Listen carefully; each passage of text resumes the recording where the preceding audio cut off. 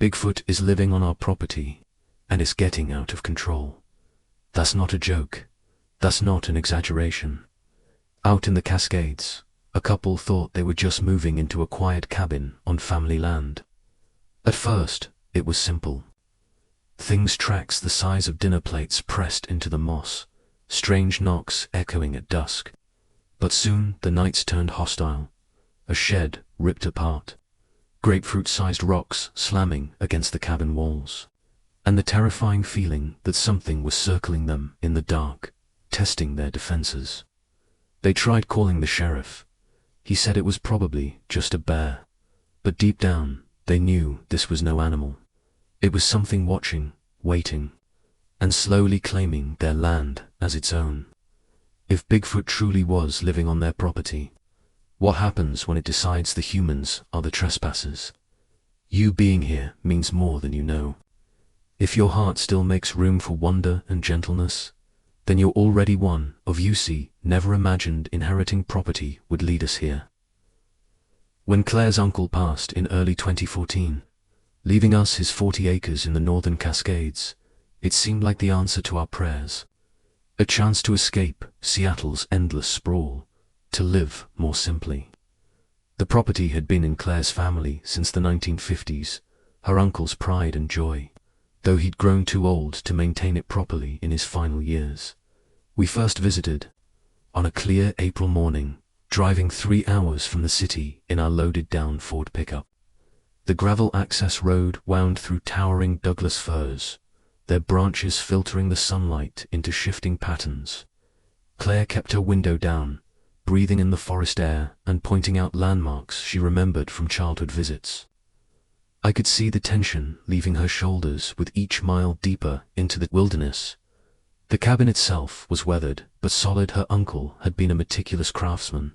2 bedrooms, a generous living space with a river rock fireplace, and a wraparound porch offering views across the sloping terrain to the creek below.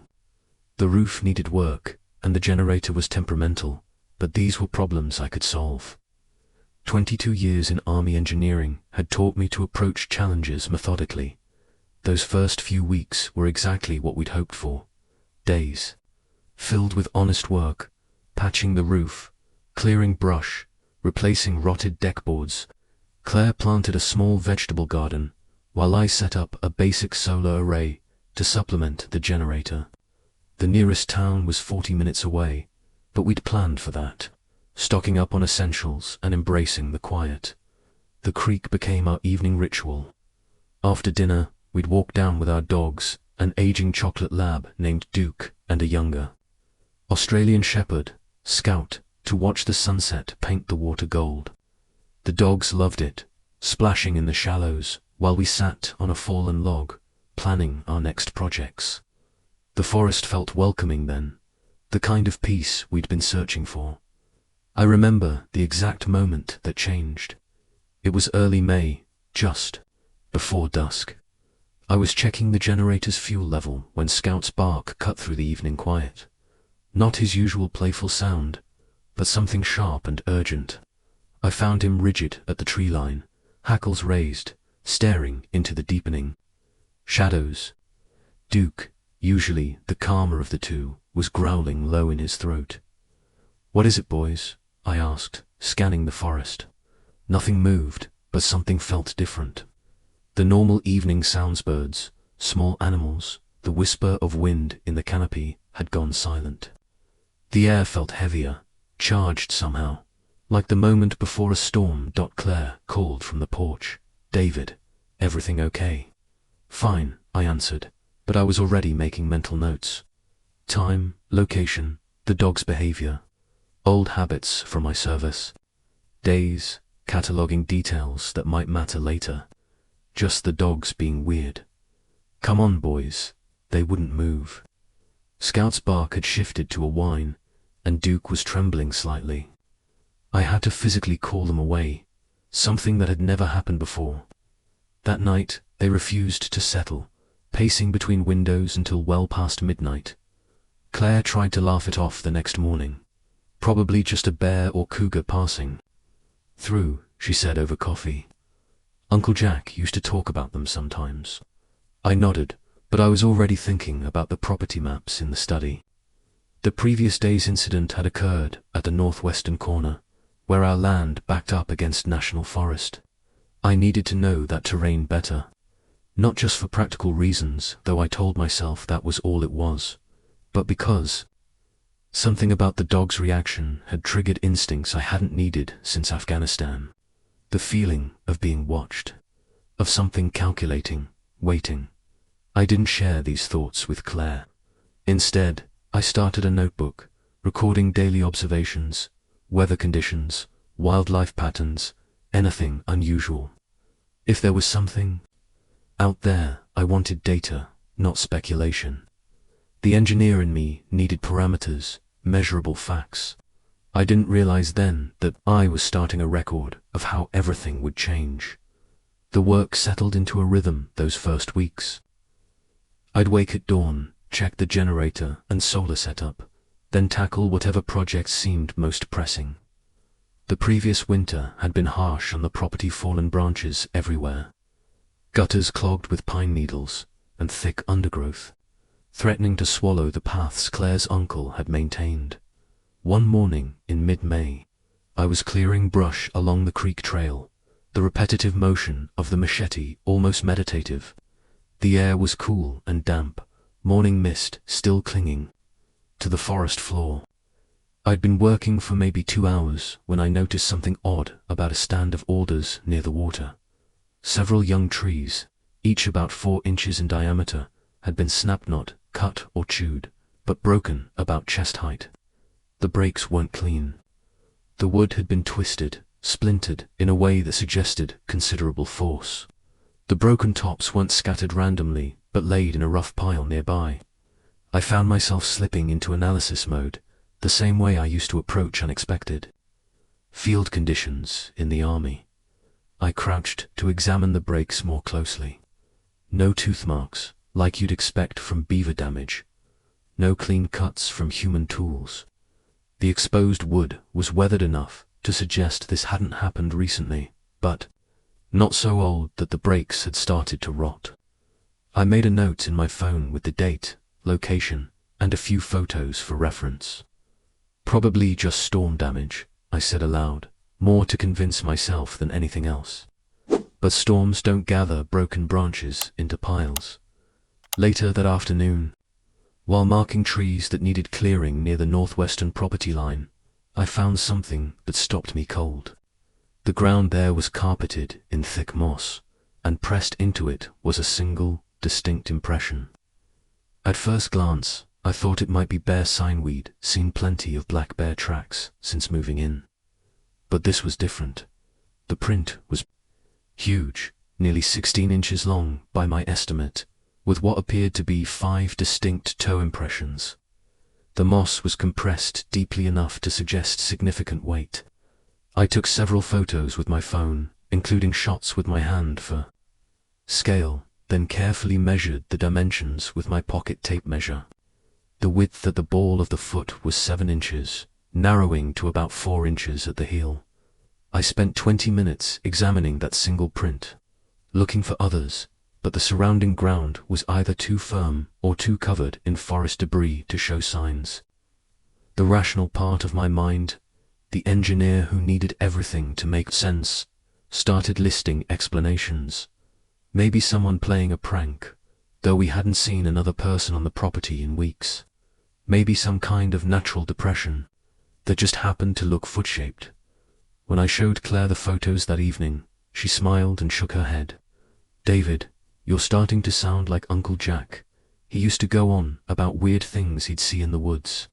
Mum always said it was just his imagination getting the better of him after too much time alone out here." Your uncle mentioned seeing things. I tried to keep my tone casual as I added this detail to my growing notebook of observations. "Oh, you know how old-timers get with their stories," Claire said, but something in her voice made me look up.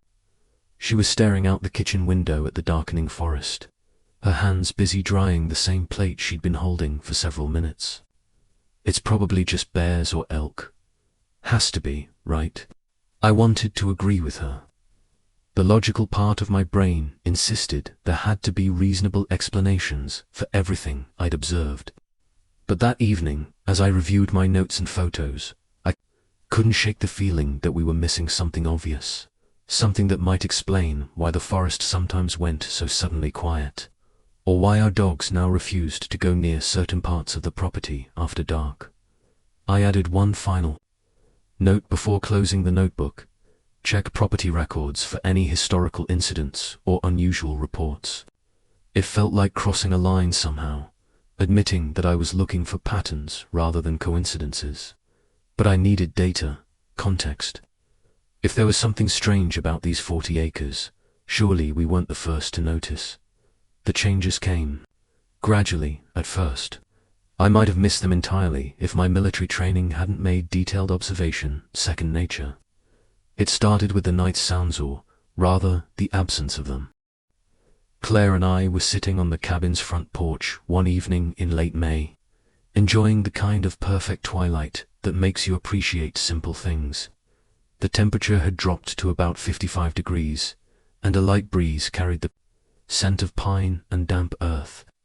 Our 2 German shepherds, Max and Luna, dozed at our feet. At exactly 8:47 I checked my watch. When it happened, the forest went silent. Not the gentle quieting you get when a predator passes through, but a complete cessation of sound. The crickets, which had been providing their usual evening chorus, stopped mid-chirp. No distant owl calls, no rustle of small animals in the underbrush. Nothing. Both dogs lifted their heads simultaneously, ears forward, bodies tense. Luna's hackles rose as she stared toward the ridge that formed our northern property line. Max let out a low growl, not his usual alert bark, but something deeper, more primal. What's got into them? Claire asked, setting down her coffee mug. Before I could answer, we heard it. A sharp, wooden knock echoed across the valley, followed by 2 more in quick succession. The sound had a deliberate quality to it, like someone striking a hollow tree with a baseball bat. After a pause of exactly 12 seconds again, I found myself counting 3 more knocks, answered from the opposite ridge.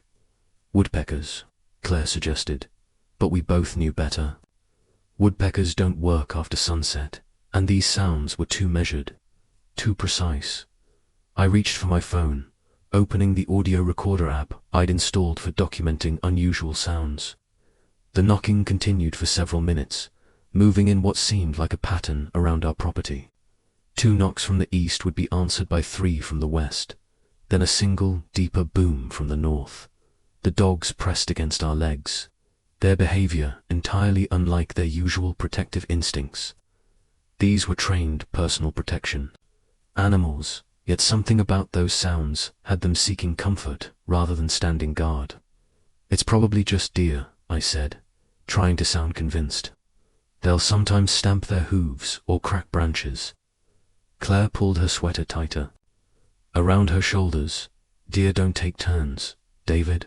She was right. There was an intelligence to the sequence that I couldn't explain away. I'd spent enough time in tactical communications to recognize signaling when I heard it. These weren't random forest noises. This was a conversation. Over the next few weeks, the pattern repeated almost nightly, always starting around sunset, always with that same unnatural silence falling first. I began documenting everything: times, directions, duration of the knocking sequences. The dogs' behavior became increasingly anxious. They refused to go out after dark unless we accompanied them, and even then, they would rush to do their business and hurry back to the porch. One night, I set up my old field recorder on the roof, hoping to capture clearer audio of the knocking. Around 2 in the morning, I was awakened by Luna's whining. She stood at our bedroom window, trembling, her eyes fixed on something in the darkness. The recorder picked up 3 distinct knocks than ever before, perhaps only 100 yards from the cabin. What struck me most was the precision. Each knock was exactly 3 seconds apart, with a force that suggested significant strength behind them. When I analyzed the audio the next day, I found something else in the background beneath the knocks. was a low-frequency rumble that shouldn't have been there, something just at the edge of human hearing, but clear enough in the spectrograph analysis to make my skin crawl. I added the audio file to my growing collection of evidence, carefully labeled with date and time. Claire stopped sitting on the porch in the evenings. She said it was because of the mosquitoes, but I noticed she'd taken to double-checking the locks before bed, something she'd never done before the knocking started. I tried to maintain some semblance of normal routine as June stretched into July. The knocking continued most nights, but I focused on practical tasks, mending fences, clearing trails, documenting wildlife. Claire had always wanted to see deer on the property, so I set up 3 trail cameras in likely spots, one near the creek crossing, another by a natural meadow, and the third along what looked like a game trail leading to the ridge. The cameras were basic Bushnell models, nothing fancy, motion-activated, infrared for night shots, weather-resistant. I checked them weekly, usually finding exactly what you'd expect: cracked raccoons, the occasional coyote, plenty of Steller's jays. The familiar parade of Northwest wildlife helped ground me, made the nights feel less strange. On July 23rd, I hiked out to collect the memory cards.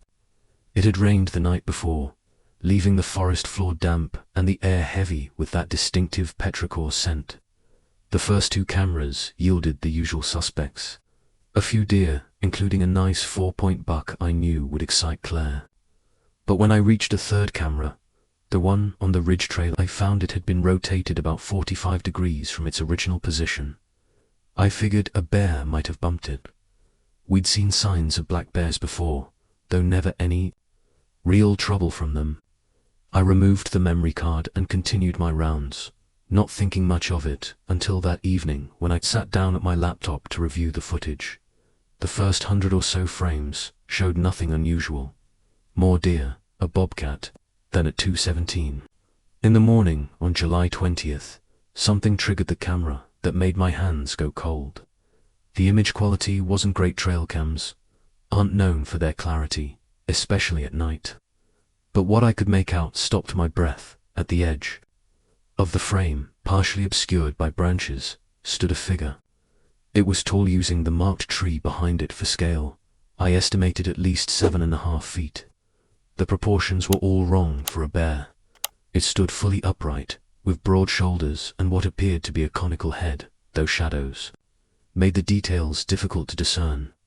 The next frame, taken 3 seconds later, according to the timestamp, showed only empty forest. I spent hours analyzing those 2 frames. Zooming in only degraded the image quality, but I couldn't shake the impression of intelligence in its posture. The way it stood, slightly turned as if aware of the camera. Not the random wandering of wildlife, but purposeful observation. The question that kept nagging at me was whether to show Claire. She was already uneasy about the property, though she tried to hide it. I'd catch her scanning the tree line while hanging laundry, or freezing mid-task when the dogs barked. She'd stopped walking the trails alone, always finding reasons to wait for me to accompany her. Part of me felt obligated to share the discovery. We were partners in this endeavor, after all. But another part, the protective part, wanted to spare her the confirmation of what we'd both begun to suspect. Something was watching us. Something that didn't quite fit into the neat categories of known wildlife. I saved copies of the images to an encrypted folder on my laptop, adding them to my growing collection of documentation. The original memory card went into my field notebook, sealed in a plastic bag. I told myself I was being methodical, treating it like the evidence it was. But if I'm honest, I was also buying time to decide what to do next. That night, as Claire and I ate dinner, she asked about the trail cameras. Any good deer pictures? Her voice was casual, but I caught the underlying tension. She wanted reassurance. That our woods were normal, that her childhood memories of this place weren't being tainted by whatever was happening now. I mentioned the buck, showing her those photos on my phone. She smiled, pointing out its impressive rack, but I could see the question in her eyes. She knew I was holding something back, The weight of the memory card in my desk drawer felt like a stone in my stomach. The night of August 3rd changed everything. Claire and I were sitting on the cabin's front porch, enjoying the kind of perfect summer evening that makes the Pacific Northwest feel like paradise. The temperature had dropped to a comfortable 65 degrees, and a gentle breeze carried the scent of wild mint from Claire's herb garden. At 9:47 I noted the time precisely in my journal lettera. Sound rolled down from the ridge that made both our dogs bolt under the porch steps. It started as a low rumble, almost subsonic, before rising into something I can only describe as a moan. Not quite human, not quite animal. The sound held for 12 seconds, modulating in pitch and intensity in a way that suggested vocal control. Rather than random noise, Claire's hand found mine in the darkness. "David," she whispered, her fingers trembling against my palm. "That's not a bear, or an elk, or anything else you've been telling me it could be." I couldn't argue. The sound had carried too much intention, too much complexity. It reminded me of whale songs I'd heard while stationed in the Pacific Lod, vocalizations that spoke of intelligence behind their creation. "Let's head inside," I suggested, trying to keep my voice steady. Once in the cabin, Claire paced our small living room while I pretended to check the locks I'd already verified twice. "We need to talk about what's happening here," she said finally, stopping by the window that faced the ridge. "I've been trying to rationalize everything, tell myself it's just wildlife or my imagination. But David, something is out there, something that's watching us." I sat at my desk, pulling out the notebook I'd been keeping since we arrived. Claire knew about it, but had never asked to see its contents. Now she watched as I opened to my latest entries, adding the time and description of the vocalization we'd just heard. "How long have you been documenting things?" she asked, moving closer to peer at the pages filled with my precise engineer's handwriting. "Since we found that first track in May," I admitted. "I've been recording everything: sounds, prints, broken branches, trying to establish patterns."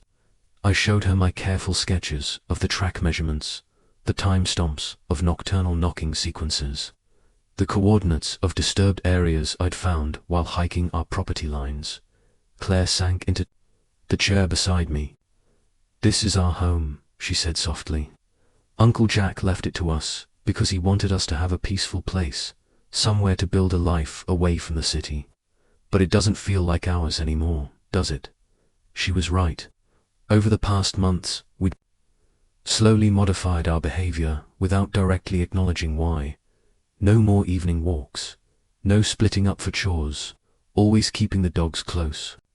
We'd become visitors in our own space, careful not to disturb whatever force had laid prior claim to these 40 acres. I closed my notebook, wishing I had better answers for her.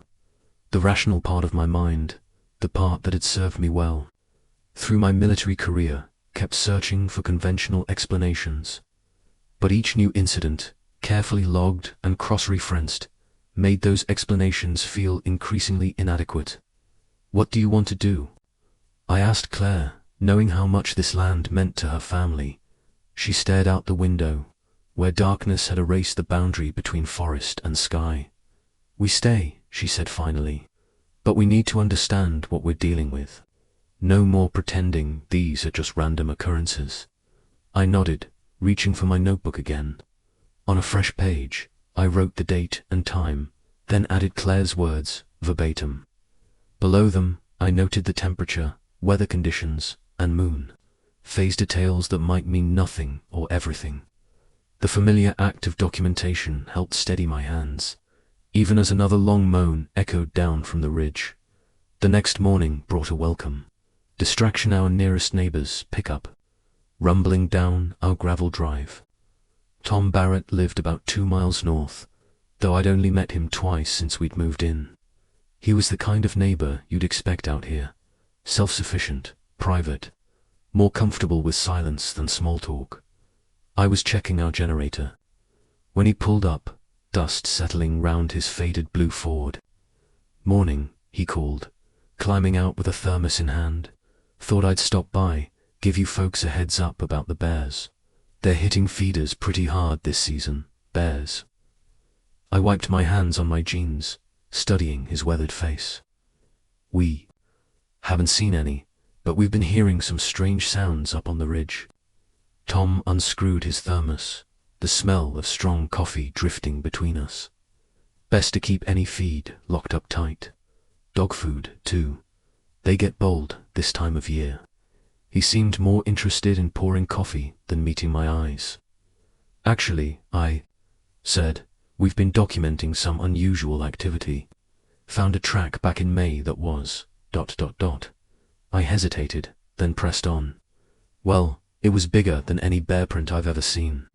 And these vocalizations at night, might want to check that generator's fuel filter. Tom interrupted, gesturing at the machine behind me. They can get gunked up quick with the cheap gas from town. I blinked at the abrupt change of subject. Right, yeah, I cleaned it last week. I paused, then tried again. Listen, Tom, have you ever heard anything strange up here? Like knocking sounds at night, or Claire growing anything in that garden of hers? He was already turning back toward his truck.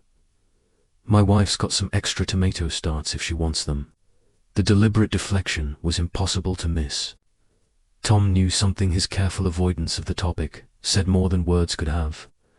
I thought about my notebook inside, filled with careful observations and measurements.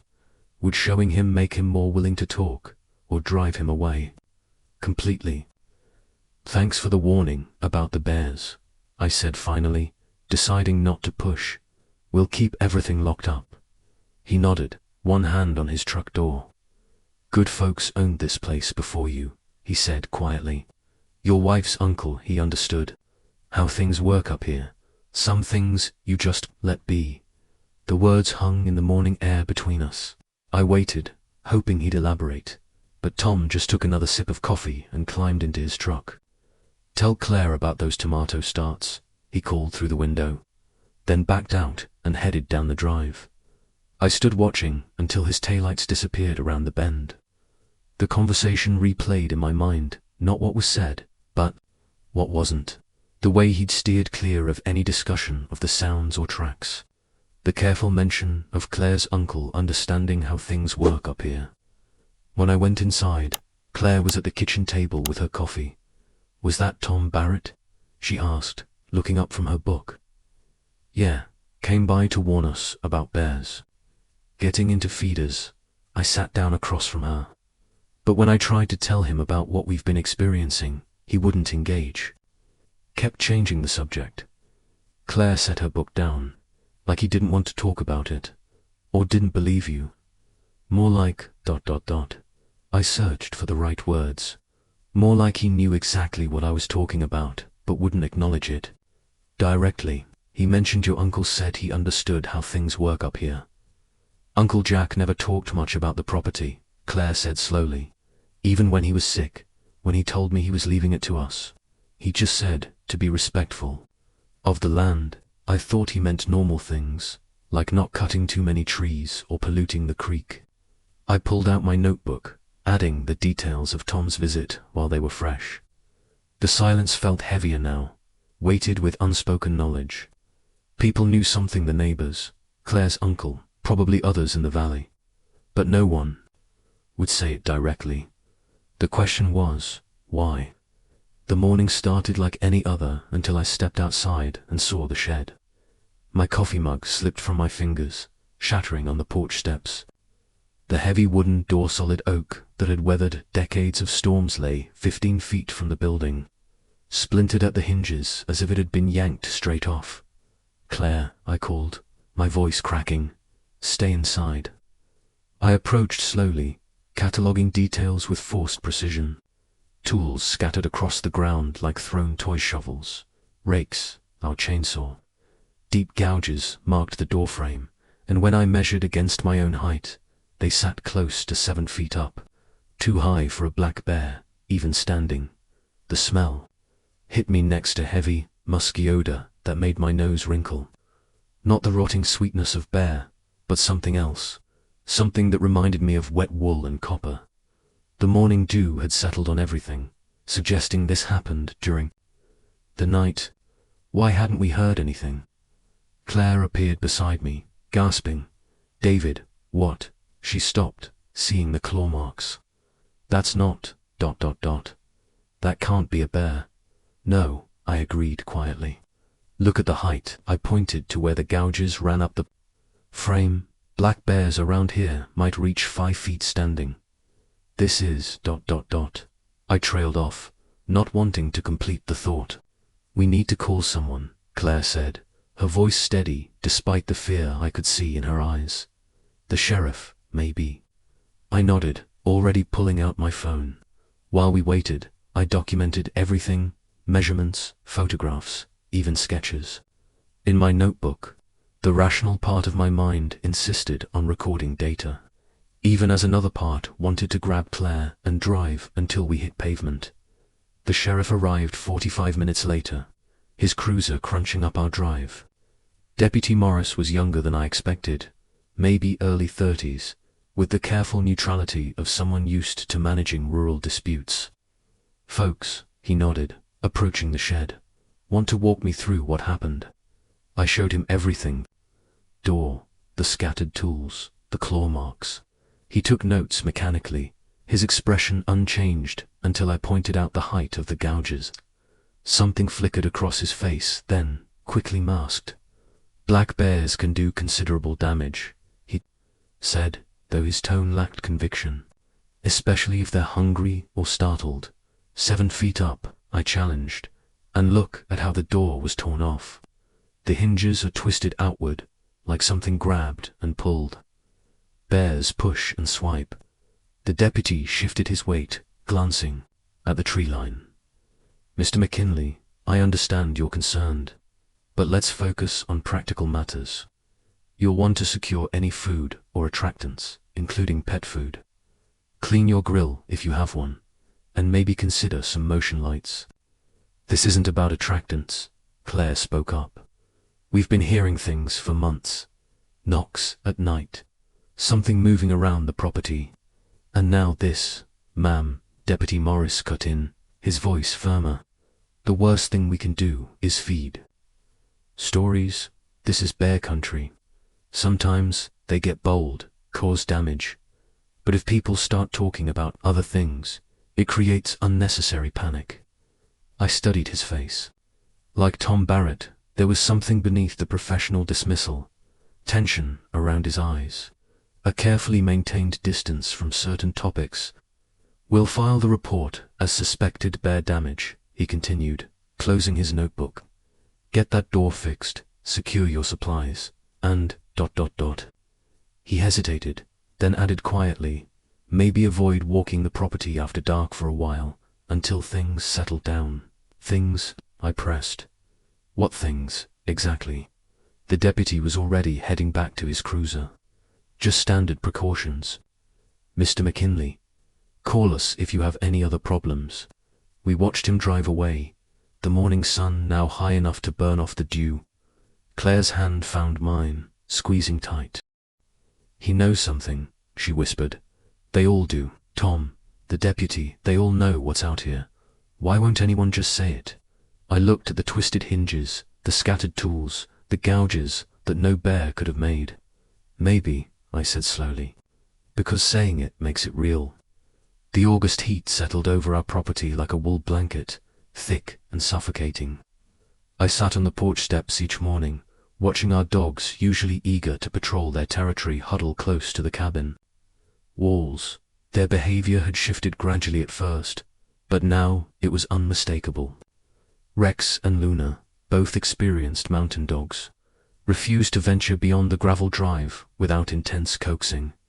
My notebook lay open on my knee, pages filling with observations that felt increasingly urgent. Timestamps, weather conditions, behavioral changes, everything documented with military precision. Claire called it my case file, her tone caught between worry and gentle mockery. But I couldn't stop. Each detail seemed to connect to something larger, something I could almost grasp if I just gathered enough data. "David," Claire's voice drifted through the screen door. "Can you smell that again?" I did. The odor had become a regular visitor, especially in the still morning air. Not decay exactly, but something primal, wet fur mixed with copper, and something else I couldn't name. I noted the time, 7:15 ante-meridium, wind from the northwest at 3 to 5 miles per hour, temperature already 72 degrees. Fahrenheit? It's stronger by the creek, I called back, though I knew she wouldn't venture that far. Not anymore. Rex lifted his head suddenly, ears swiveling toward the tree line. Luna followed suit, a low whine building in her throat. I watched their focus track something I couldn't see, moving left to right along the forest edge, about 200 yards out. The hair along their spines rose in perfect synchronization. I added their reaction to my notes. Timestamped, 7:17 ante-meridium. Probable movement along northwestern property line. No visual confirmation. Both dogs displaying acute stress response. Claire appeared beside me, coffee mug clutched tight. "They've been doing that more," she said quietly, "like they're watching." Something I know. I showed her my notebook. 3 times yesterday, similar pattern. Always along that same line of trees. She sank onto the step beside me, shoulders tense. "I found something in Uncle Jack's old photos yesterday. I wasn't sure whether to show you." My pen hovered over the page. "What kind of something?" Claire disappeared inside, returning with a weathered photo album. She opened to a marked page, pointing to a black and white photograph dated 1972. It showed the cabin, looking much the same, but what caught my eye was the tree line. There, barely visible in the grainy image, stood what looked like a crude structure of crossed logs and branches, easily 12 feet tall. "I remember this," Claire whispered. "Uncle Jack called it a marker. Said sometimes they'd appear overnight. Stay up for a few weeks, then vanish. He told me never to go near them." I carefully copied the photo's details into my notebook, adding Claire's recollection. "Did he ever say who built them?" She shook her head. "He wouldn't talk about it directly. Just said some things were better left alone." The dogs suddenly barked in unison, sharp, alarmed sounds that made us both jump. The musky odor intensified, rolling over us like a wave.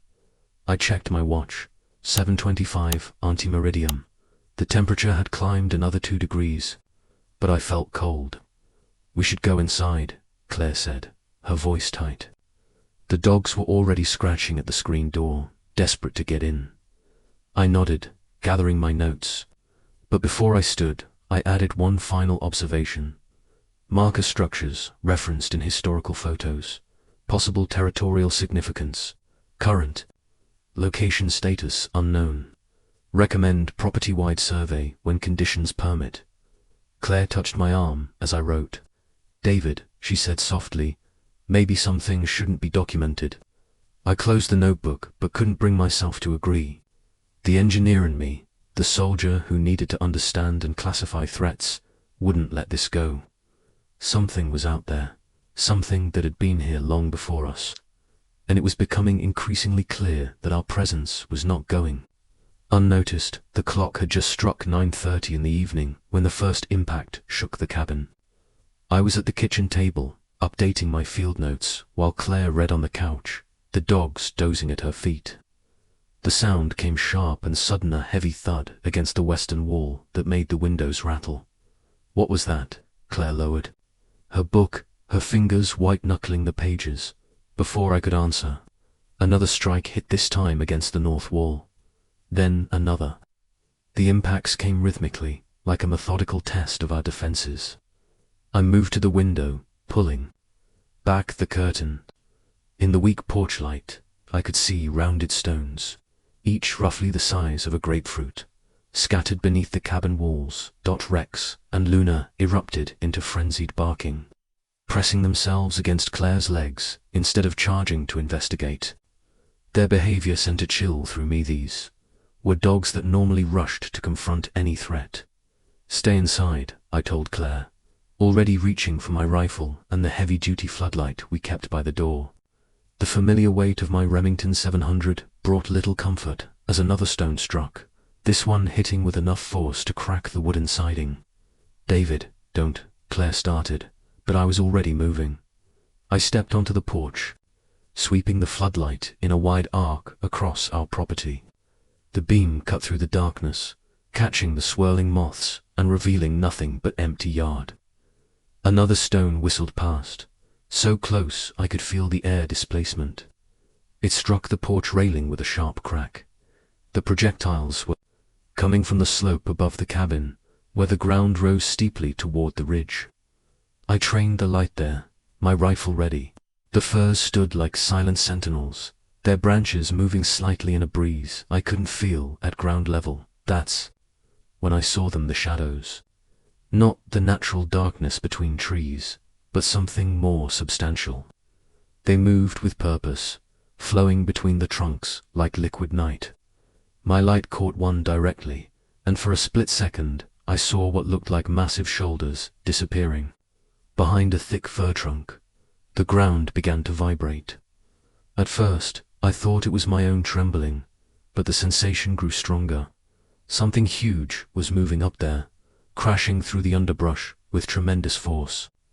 The impacts shook small stones loose from the slope, sending them tumbling down toward the cabin. I stood frozen, my military training warring with instincts I didn't know I possessed. Every fiber of my being screamed to pursue, to identify the threat. But something deeper, something primal, held me in place. The beam of my floodlight suddenly seemed pathetically inadequate against the vast darkness of the forest. The crashing continued, moving east along the ridge. Whatever was up there, it was big enough to shake the earth with each step, yet fast. Enough to cover ground at an alarming rate. I tracked the sound until it faded into the distance, leaving behind a silence so complete it felt like a physical pressure against my eardrums. Only then did I notice I was drenched in sweat despite the cool night air. The musky odor we'd grown familiar with hung thick around me, stronger than I'd ever encountered it. My hand shook as I lowered the rifle. "David," Claire called from inside. "Please come back in." I gathered a few of the stones as evidence, noting their smooth surfaces and considerable weight. Back inside, I locked the door and drew all the curtains. Claire sat rigid on the couch, the dogs still pressed against her. "I didn't see anything," I told her, trying to keep my voice steady, "just shadows moving between the trees." But we both knew I was lying, or at least not telling the whole truth. The shadows I'd seen had mass, had purpose, and the force required to throw stones that size with such accuracy and power. ...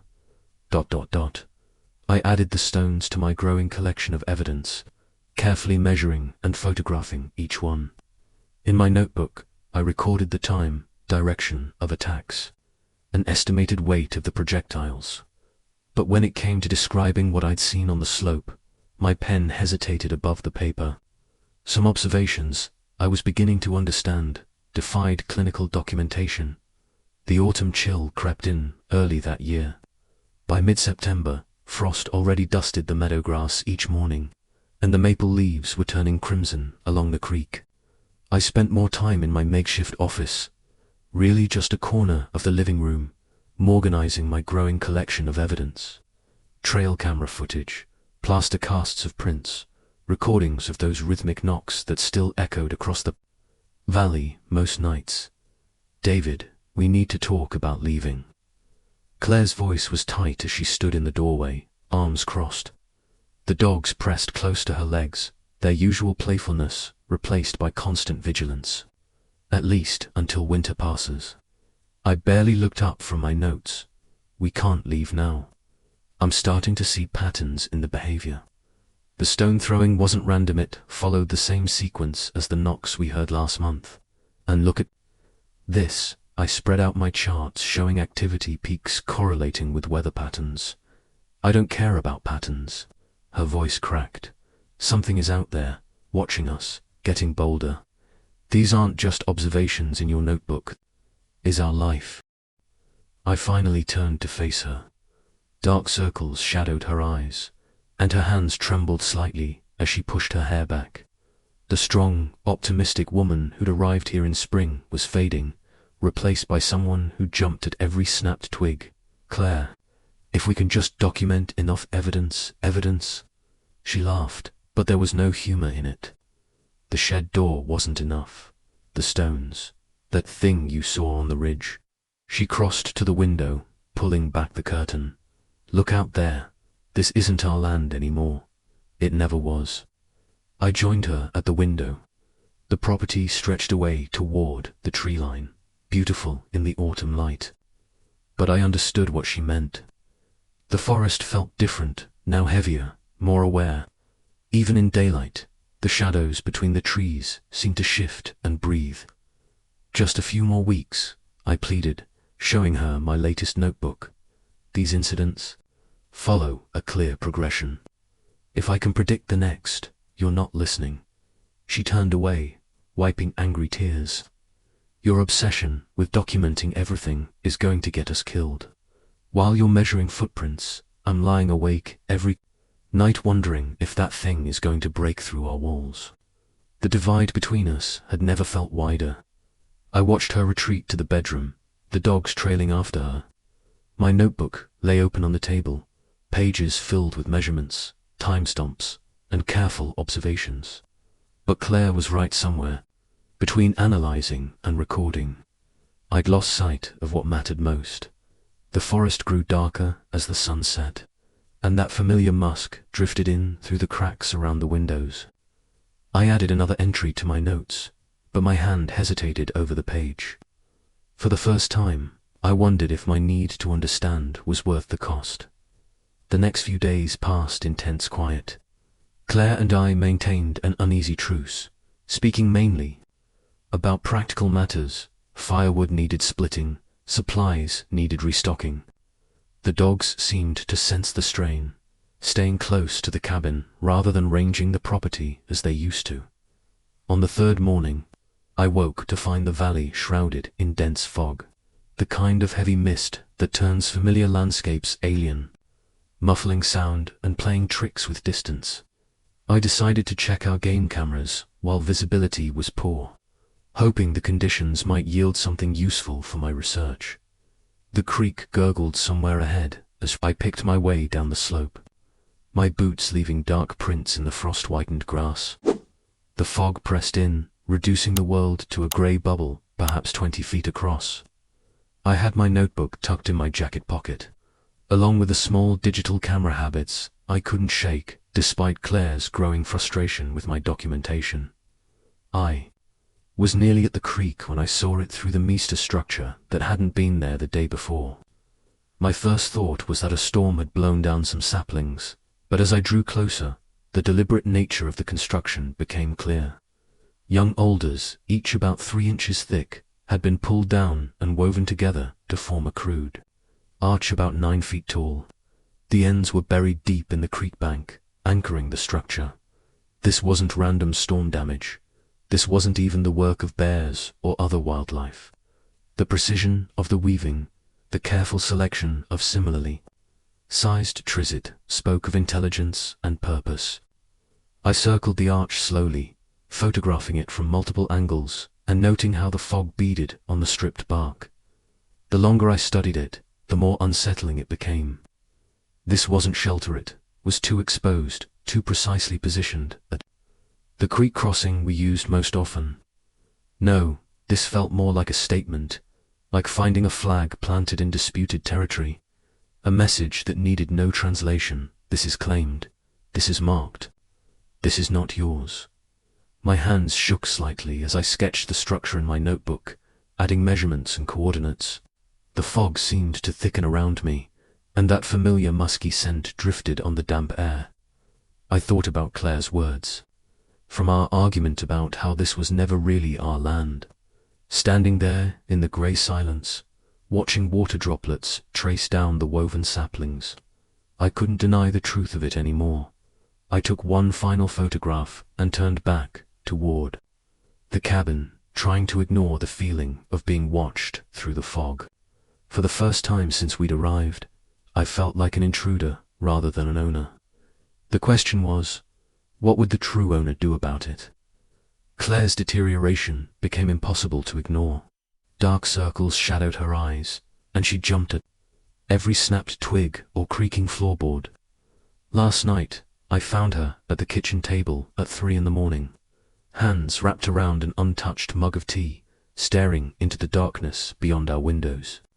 "I can't do this anymore, David," she whispered this morning, her voice thin and strained. "I used to love walking down to the creek, watching the birds. Now I can't step off the porch without feeling like something's waiting." I tried showing her my latest notes, thinking understanding might ease her fear. She just shook her head and walked away, leaving me alone with my growing collection of evidence. The divide between us widened with each documented anomaly, each careful measurement I added to my files. The night it happened, I was updating my logbook when every cricket and tree frog fell silent at once. The darkness pressed against our windows like black wool. Our 2 dogs, usually content to doze by the wood stove, scrambled to their feet with hackles raised, fixing their gaze on the ridge. That's when I heard it, methodical footsteps circling our clearing. Not the random wandering of a bear or deer, but purposeful movement. Whatever it was made a complete circuit, keeping just beyond where our porch light reached. My hands trembled as I grabbed my rifle and stepped outside, more out of desperate pride than courage. I'd spent months documenting, measuring, theorizing, but in that moment, I was nothing but prey, rooted to the spot as something massive moved through the darkness the following morning. I woke to Claire's voice calling from outside. The fear in her tone made my stomach drop. I hurried out to the orchard where she stood, still in her robe, staring at something that made me question everything I thought I knew. Our orchard fence, a simple affair of cedar posts and wire, had been completely transformed overnight. Fresh, green saplings, some still bearing leaves, were meticulously woven through the wire in complex patterns. Not random debris blown by wind, but deliberate weaving that would have taken time and dexterity. The saplings had been stripped from nearby alders, their ends twisted and knotted with precision that spoke of intelligence. I reached out to touch one of the woven sections. The bark was still damp, the breaks fresh. This wasn't storm damage or animal activity. This was craftsmanship. A message, perhaps, or a demonstration. My scientific detachment finally crumbled as I traced the intricate patterns with trembling fingers. "We need to sell," Claire said quietly. "I can't do this anymore." Looking at her pale face, the dark circles under her eyes from months of disturbed sleep, I knew she was right. My obsession with documenting and understanding had pushed her to a limit. All my careful notes and measurements suddenly felt hollow against the reality of what we were facing. "Okay," I said, my voice rough. "We'll call a realtor today." The admission felt like surrender, but as I stood there studying those woven branches, I finally accepted that some mysteries weren't meant to be solved by men with notebooks and cameras. We sold the property that winter, after the snow melted enough for viewings. A young couple with 2 small children fell in love with the isolation and views, the same things that had first drawn Claire and me. I didn't tell them about my notebooks or the woven fence. What good would it do? They'd either discover the truth themselves or live in blessed ignorance through the local gossip network. I heard bits and pieces over the next year. The family seemed happy enough, though they rarely ventured beyond the first 20 acres. The back section near the creek, where we'd found the arch of bent saplings, remained untouched. Their oldest boy once mentioned hearing wood knocking at night, but kids say all sorts of things. My notebooks sit in a fireproof safe now, filled with measurements, sketches, and timestamps that read like a man trying to quantify the impossible. Sometimes late at night, I'll take them out, reviewing my careful documentation of tracks and structures. The engineer in me still wants to make sense of it all, but the wilderness taught me humility. We humans draw our property lines and stamp our deeds, imagining we can own these ancient places. The truth is, we're temporary guests at best. There are older claims to these lands, held by watchers, more patient and less forgiving than we care to admit. My notebooks are a reminder. Sometimes the wisest course is simply to recognize when you're unwelcome and walk away. Thanks for watching. If any part of this story lingered with you, consider subscribing. I'll be here again tomorrow, sharing another